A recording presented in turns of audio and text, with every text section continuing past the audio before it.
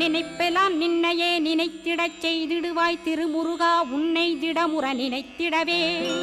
திருவருள் தந்திடுவாய் திருவருள் தான் பொங்கிடவே திருவருள் ஒன்றிலே நிலை பெறச் செய்திடுவாய் நிலை பெறச் செய்திடுவாய் நித்யானந்தமதில் நித்யானந்தமே நின்னுருவாகையினால்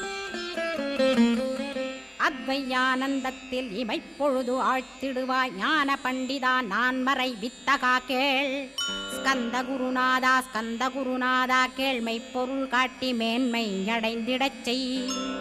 வினைகள் யாவையுமே வேல் கொண்டு விரட்டிடுவாய் தாரித்ரியங்களையும் தடி கொண்டு விரட்டிடுவாய்